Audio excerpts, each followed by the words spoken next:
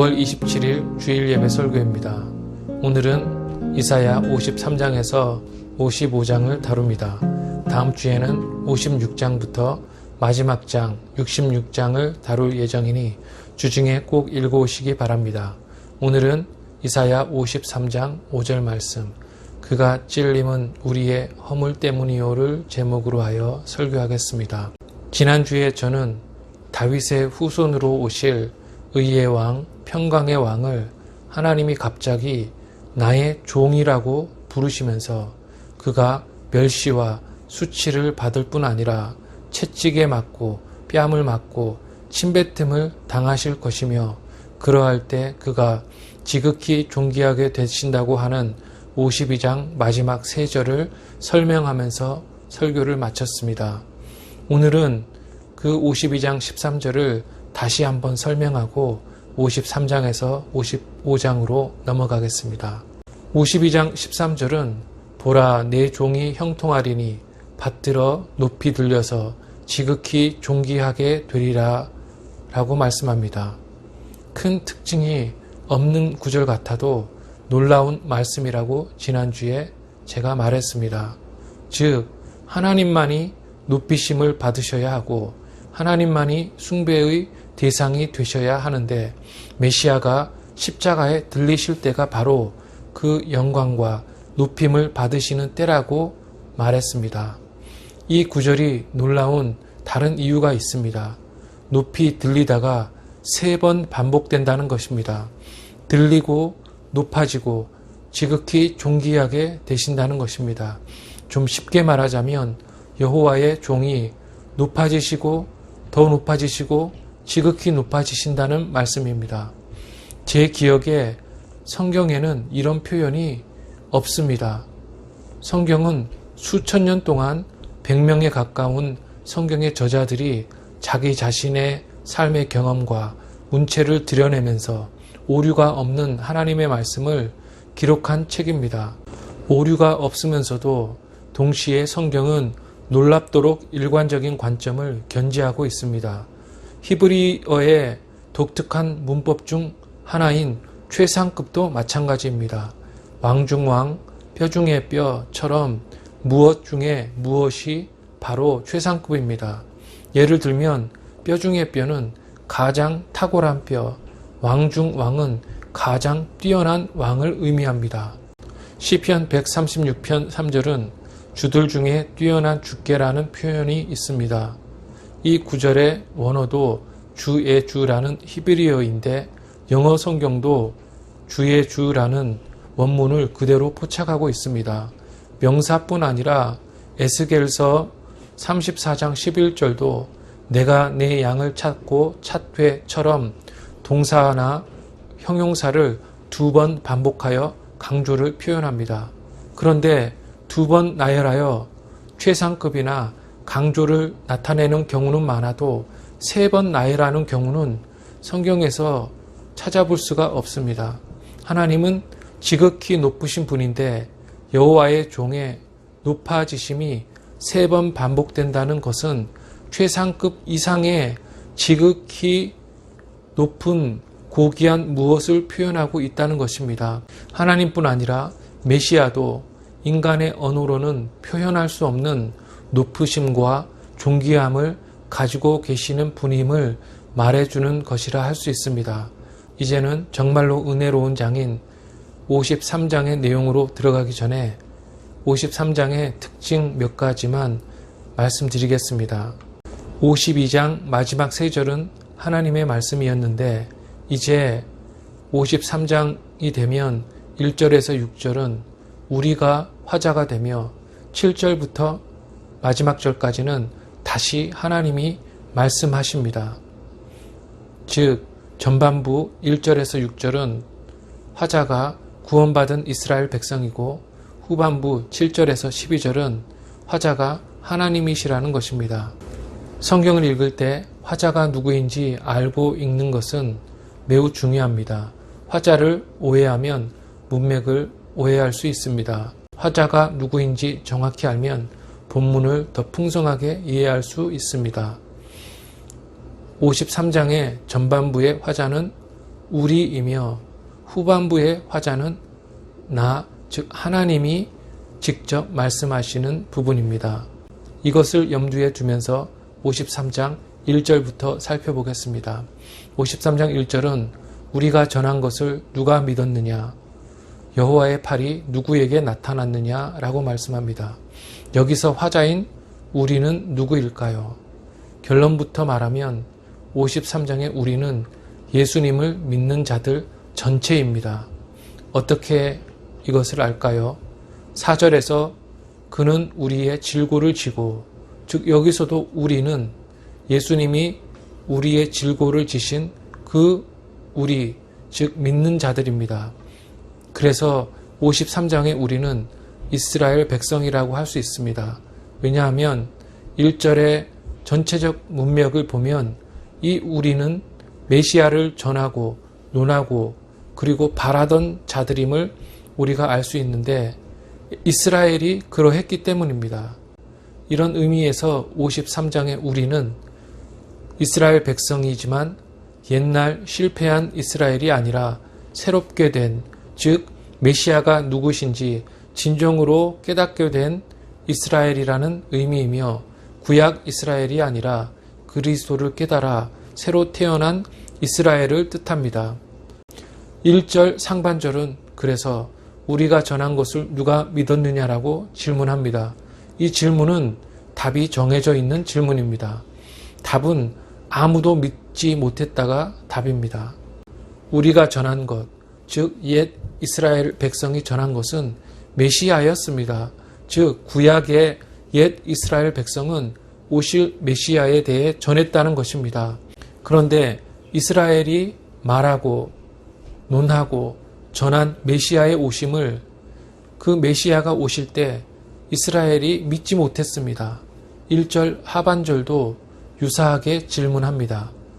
여호와의 팔이 누구에게 나타났느냐? 이 질문도 답이 정해진 질문입니다.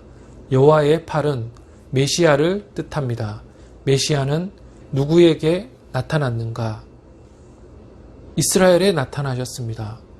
이스라엘이 그토록 오랫동안 기대하던 메시아가 이스라엘에 나타나셨지만 이스라엘이 그를 알지 못했다는 동일한 의미입니다. 그렇다면 왜 이스라엘은 여호와의 종 메시아를 믿지 못했을까요? 그들은 다른 메시아, 다른 방식으로 오실 메시아를 기다렸기 때문입니다. 사도행전 1장에서 예수님이 부활하신 후 가르치실 때 한 제자가 주께서 이스라엘 나라를 회복하심이 이때인지 물었던 것은 예수님이 강력한 나라를 이루시고 능력 있는 왕이 언제 되실 건지를 물었던 것입니다. 예수님에게 여쭈었던 제자와 옛 이스라엘은 다른 메시아, 즉 로마 황제 같은 메시아, 연약하고 멸시받는 종이 아니라 다윗처럼 대적을 물리치고 육적 이스라엘을 다시 강하게 회복시킬 메시아를 기다렸던 것입니다. 이것은 성경이 가르치는 바도 아니고 이사야서가 가르치는 바도 아닙니다. 즉 이스라엘은 메시아를 혈통적으로 이해하여 오해했던 것입니다. 유대인은 메시아를 지금도 오해하고 있습니다. 전능하신 하나님이 고난받고 영원하신 하나님이 죽으실 리가 없다면서 그리스도인들이 오해하고 있다고 말합니다. 유대교와 기독교의 차이는 이사야, 특히 이사야 53장 해석의 차이입니다. 즉 평강의 왕이요 의의 왕이신 분이 동시에 종이심을 이스라엘은 이해할 수 없었던 것입니다. 기독교의 신비는 가장 높으신 분이 가장 낮아지셨다는 것입니다. 이제는 53장에 나오는 종으로 오신 메시아의 사역을 살펴보겠습니다. 메시아가 종으로서 행하신 사역은 낮아지신 사역으로 세 가지를 할 수 있습니다. 첫째는 인류에게 버림받으셨다는 것입니다. 53장 3절은 그는 멸시를 받아 사람들에게 버림받았으며 라고 말씀합니다. 이 말이 의미하는 바를 깊이 생각해 보면 충격을 받을 수밖에 없습니다. 오랫동안 그들이 기다리던 왕, 모든 영광과 존귀와 사랑을 받으셔야 마땅할 왕을 인간이 멸시하고 버렸다는 것입니다. 2절과 3절 전체에 이유가 분명하게 주어져 있습니다. 2절은 그는 주 앞에서 자라나기를 연한 순 같고 마른 땅에서 나온 뿌리 같아서 고운 모양도 없고 풍채도 없은즉 우리가 보기에 흠모할 만한 아름다운 것이 없도다 라고 말씀합니다. 연한 순과 마른 뿌리는 흠모할 만한 것이 없음을 뜻합니다. 즉 흠모할 만한 아름다운 것이 없어서 그를 멸시했다는 것입니다. 그런데 33장 17절을 보면 내 눈은 왕을 그의 아름다운 가운데서 보며 라는 말씀이 있습니다. 왕이 단장된 머리에 금은 보석이 박힌 왕관을 쓰고 곱고 화려한 옷을 입어 가장 아름다운 가운데 있다면 그 나라 백성은 행복할 것입니다. 거꾸로 원수가 침공해 와서 나라의 왕이 재난을 선포하고 죄를 덮어쓰고 슬퍼하거나 원수 앞에서 비굴하게 무릎을 꿇는 것을 백성이 볼 때 그것은 백성에게 아름다운 모습이라기보다는 슬픈 장면이라 해야 할 것입니다. 왕을 아름다운 가운데 보는 백성은 복된 백성인 것입니다. 그런데 2절에 고운 모양도 없고 풍채도 없은즉 우리가 보기에 흠모할 만한 아름다운 것이 없다는 표현은 왕이신 메시아에게 아름다운 왕의 모습이 전혀 없음을 암시하는 듯합니다. 화려한 왕관이 아니라 가시관을 쓰고 고운 옷이 아니라 가시관의 가시 때문에 찔려 머리에서 피가 흘러내려 무리가 뱉은 침과 흘려내리는 땀에 뒤섞인 모습은 흠모할 만하지도 않고 오히려 보기조차 힘든 모습일 것입니다. 또한 마른 땅에서 나온 뿌리 같다는 표현은 육신의 힘이 모두 소모된 상태를 나타냅니다. 밤에 잡혀서 밤새도록 유대인과 헤롯 왕과 빌라도에게 재판을 받아 힘든 데다가 채찍과 주먹에 맞고 무거운 십자가를 지시고 골고다 언덕으로 올라가심을 예언하는 표현입니다. 즉 마른 땅의 뿌리는 힘이 없어 걸을 수 없을 때 들기조차 힘든 십자가를 지고 한 걸음 한 걸음 걸어감을 연상케 합니다.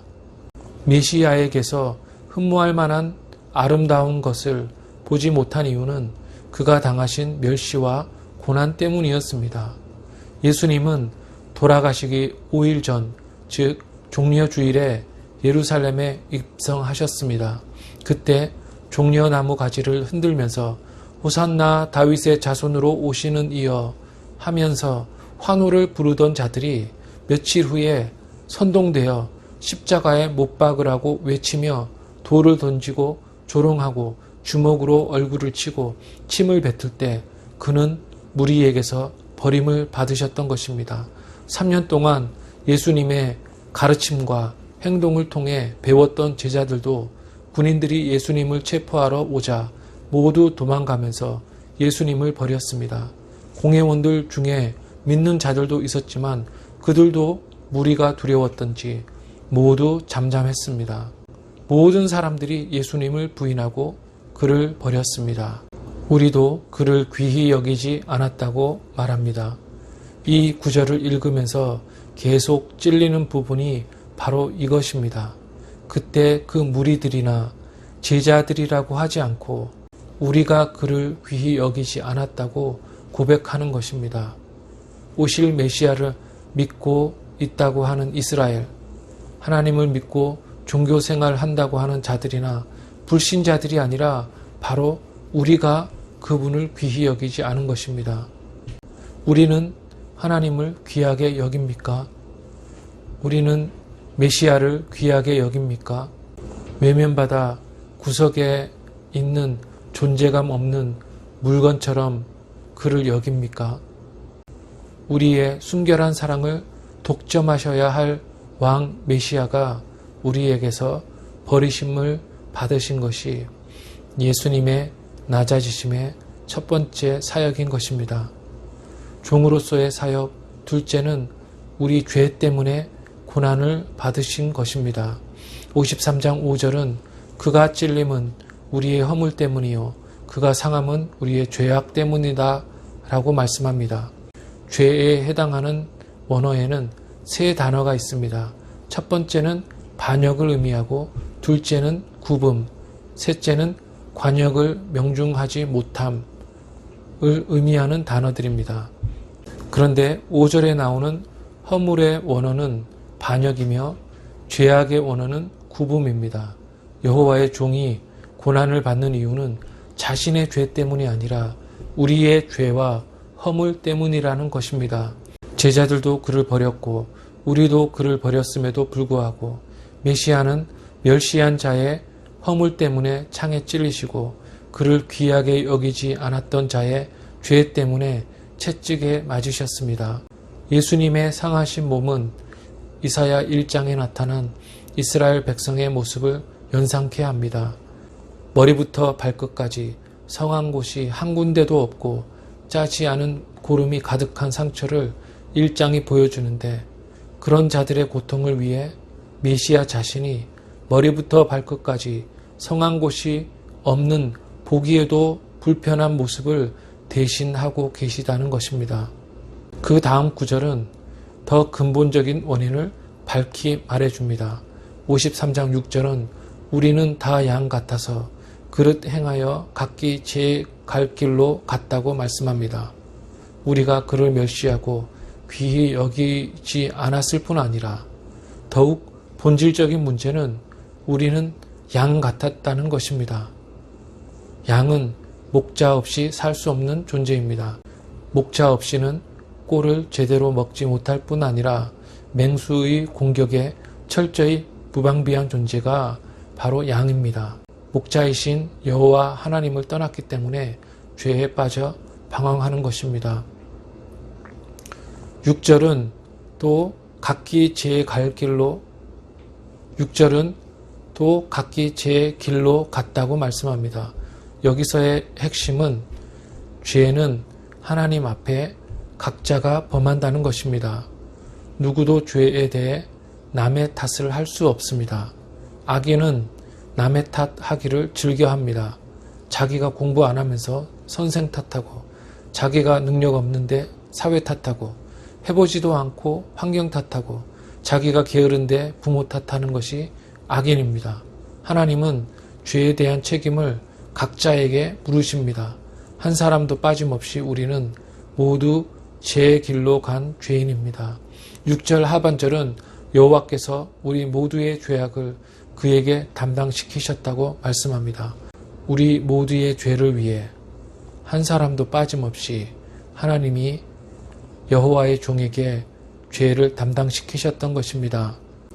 이 모든 구속사건을 하나님이 계획하시고 실행하셨음을 우리는 주목해야 합니다. 어쩌다가 일어난 일이 아니라 만세 전에 하나님이 모두 계획해 놓으신 일을 하나님이 실행하셨던 것입니다. 55장 9절에서 10절을 보면 이는 비와 눈이 하늘로부터 내려서 그리로 되돌아가지 아니하고 땅을 적셔서 소출이 나게 하며 싹이 나게 하여 파종하는 자에게는 종자를 주며 먹는 자에게는 양식을 줌과 같이 내 입에서 나가는 말도 이와 같이 헛되이 내게로 되돌아오지 아니하고 나의 기뻐하는 뜻을 이루며 내가 보낸 일에 형통함이니라 라고 말씀합니다. 하나님이 하늘에서 내리시는 모든 것이 수많은 목적을 꼭 이루듯이 하나님이 작정하신 것도 모두 반드시 이루어진다는 것입니다. 종으로서 낮아지신 사역 셋째는 우리를 위해 죽으셨다는 것입니다. 그리스도는 우리의 죄 때문에 고난을 받으시고 우리 위에 죽으셨다고 말씀합니다. 53장 9절은 그의 무덤이 악인들과 함께 있었으며 그가 죽은 후에 부자와 함께 있었도다라고 말씀합니다. 흔히 사람들은 여기서 악인들과 함께 계셨다는 구절을 예수님이 두 강도들과 함께 십자가에 달리셨다는 것으로 해석하며 부자와 함께 있었다는 구절을 부자였던 아리마대 요셉이 준비해 놓은 무덤에 묻히셨다고 해석합니다. 이런 해석에 무리가 있는 것은 아니지만 강도와 부자의 강조점이 있는 것이 아니라 무덤과 죽음의 강조점이 있음을 우리는 주목해야 합니다. 즉 영원한 나라를 세우고 영원히 통치할 왕이 죽으신다는 것입니다. 영존하시는 아버지, 즉 영원히 살아계셔서 만물을 내시고 만물을 거두시는 여호와의 종이 죽으신다는 것입니다. 인간의 머리로 이해되지 않는 구절입니다.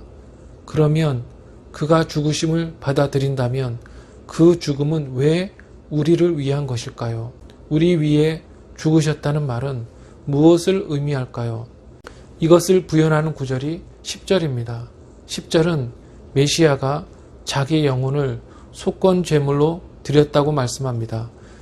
여기서 영혼에 해당하는 원어는 생명으로도 흔히 번역되는 단어입니다. 즉 예수님은 그냥 죽으신 것이 아니라 제사의 제물로 죽으셨다는 말씀입니다. 제사 제물은 반드시 죽어야 했고 죽지 않은 짐승은 제물이 될 수 없었습니다. 제사의 종류에는 목적과 제물에 따라 종류가 많이 있습니다. 그러나 아무리 제사의 종류가 많아도 제사의 핵심 기능은 속죄입니다.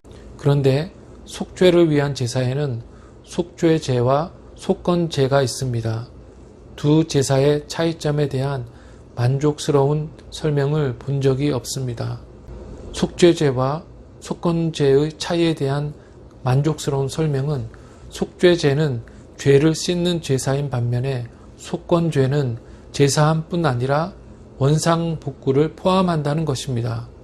죄를 사함받고 죄로 망가졌던 것을 원래 상태로 회복해야 제사가 완성되는 것입니다.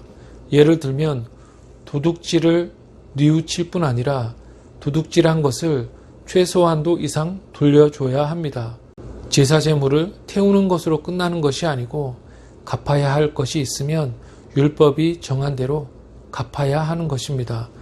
건물에 불을 질렀다면 불을 지른 것을 뉘우칠 뿐 아니라 건물을 원상복구해줘야 합니다. 그런데 원상복구는 불가능할 때가 많습니다. 왕의 뺨을 때린 것을 어떻게 원상복구할 수 있나요? 왕의 명예를 추락시킨 것 같은 죄는 사형에 해당하는 죄입니다. 인간이 하나님에 대해 짓는 죄는 어떨까요? 왕의 뺨을 때린 것이 원상복구가 불가능해 사형을 당해야 한다면 하나님의 명예를 빼앗고 그의 영광을 더럽힌 모든 죄는 영원한 죽음을 받아야 정의로울 것입니다. 그런데 인간의 죄는 기본적으로 하나님에 대한 반역이기 때문에 이스라엘 백성이 속건제를 드렸던 것입니다. 즉 속건제가 속죄제보다 손상된 것의 회복을 포함한다는 측면에서 더 포괄적인 것입니다. 모든 인류의 죄를 사하시고 죄로 말미암아 훼손된 하나님 나라와 하나님의 영광을 원상복구하는 데 요구되는 정의는 참된 하나님이요 참된 인간이신 그리스도의 죽음이 아니고는 얻어질 수 없었던 것입니다. 그래서 예수님은 스스로 죽으셔서 속건 제물로 자기 영혼을 드리셨던 것입니다. 그래서 문맥을 잘 살피면 예수님은 고난을 받으심을 통해 속죄하셨고 죽으심을 통해 우리를 죄 때문에 망가진 것들을 회복하셨던 것입니다. 그렇다면 우리 위에 죽으셨다는 말은 무엇을 의미할까요? 우리 위에 죽으셨다는 말은 그가 죽으심으로 우리를 살리셨다는 말입니다. 여호와의 종은 결국 죽으셨고 그가 세상에 오신 진정한 목적은 십자가에 달려 죽기 위함인데 그는 죽으심으로 속건 제물이 되셔서 우리를 살리시고 만물을 회복하시며 그가 제물이 되심으로 말미암아 우리의 죄가 그에게 전가되고 우리는 새롭게 즉 새 자손으로 태어나게 되는 것입니다. 53장 10절을 보면 그의 영혼을 속건 제물로 드리기에 이르면 그가 씨를 보게 된다고 말씀합니다. 성경에서 씨는 자손, 자녀, 후손 등으로 번역되는 단어입니다. 메시아의 죽으심으로 회복된 것은 새로 태어난 이스라엘 백성, 즉 신자와 교회인 것입니다. 다시 말해 메시아가 종으로 낮아져 우리에게 버림을 받으시고 우리 허물과 죄 때문에 찔리시고 상하시고 우리를 위해 죽으신 결과는 바로 새 이스라엘 백성을 창조하신 것입니다. 메시아가 영혼을 들여 속건 제물이 되신 결과 메시아의 씨, 즉 하나님의 자녀가 생기게 된 것입니다. 예수님의 고난과 죽음을 통해 영적 이스라엘 나라가 시작되고 그 나라 백성이 태어난 것입니다. 여호와의 종의 사역을 통해 하나님의 자녀가 된 자들은 특별한 복을 이 생과 천국에서 누리는 것입니다. 54장과 55장에는 하나님의 자녀가 된 자들이 누리는 복이 많이 나오는데 대표적으로 몇 가지 살펴보겠습니다. 첫째, 하나님의 자녀가 누리는 복은 의의 왕이 그들을 의롭게 하신다는 것입니다. 53장 11절을 보면 나의 의로운 종이 자기 지식으로 많은 사람을 의롭게 하며 또 그들의 죄악을 친히 담당하리로다 라고 말씀합니다. 여호와의 종은 의의 왕, 의로운 왕으로 불리었습니다. 이제 그는 의로우신 분이 그의 자녀가 된 자들을 그를 아는 지식으로 그분처럼 의롭게 만드신다고 말씀합니다. 의로운 분이 우리를 의롭게 하십니다. 그리스도께서 우리 죄를 담당하심으로 우리 죄를 사하시고 의롭게 하십니다.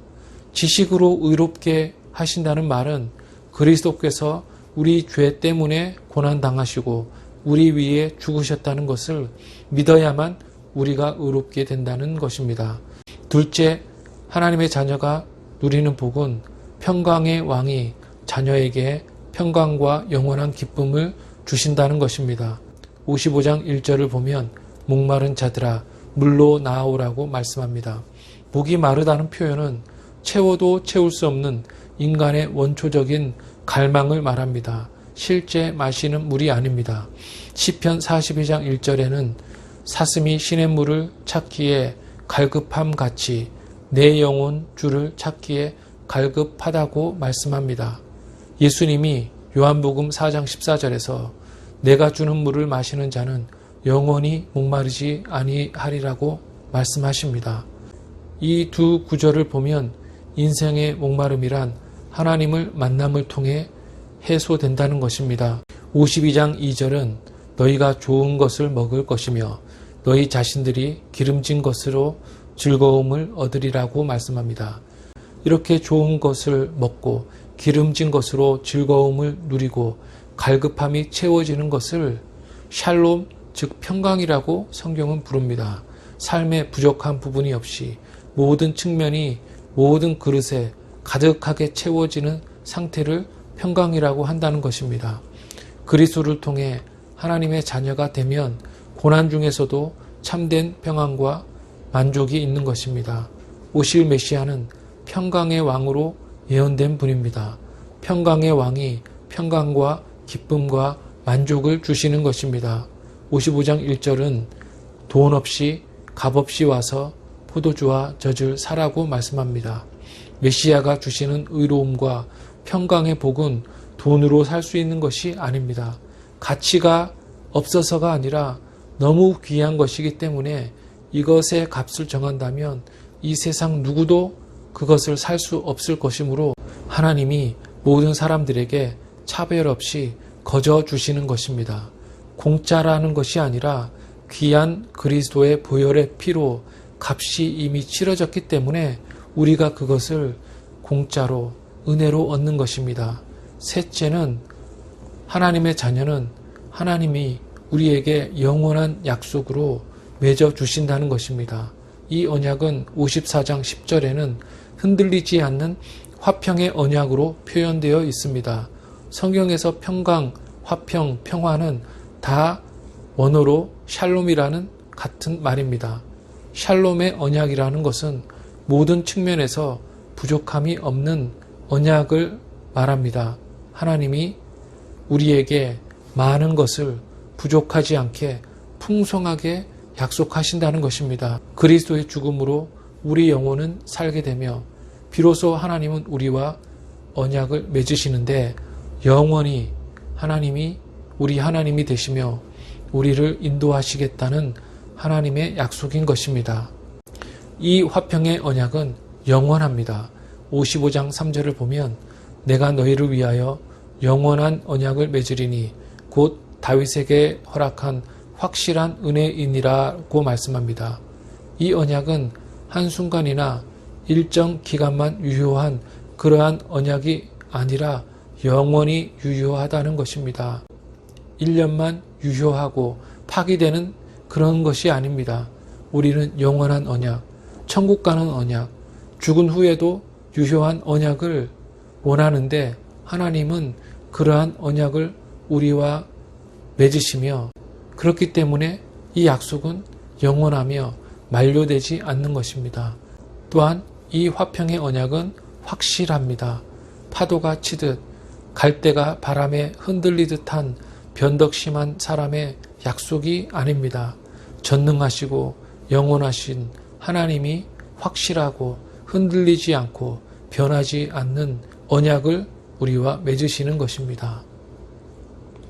그리스도를 믿고 하나님의 자녀가 된 여러분, 오는 한 주간도 그리스도께서 우리를 위해 죽으심으로 새 생명을 허락하셨음을 감사하며 약속을 붙들 뿐 아니라 하나님을 의지하고 순종하여 승리하는 한 주가 되기를 주님의 이름으로 축원합니다.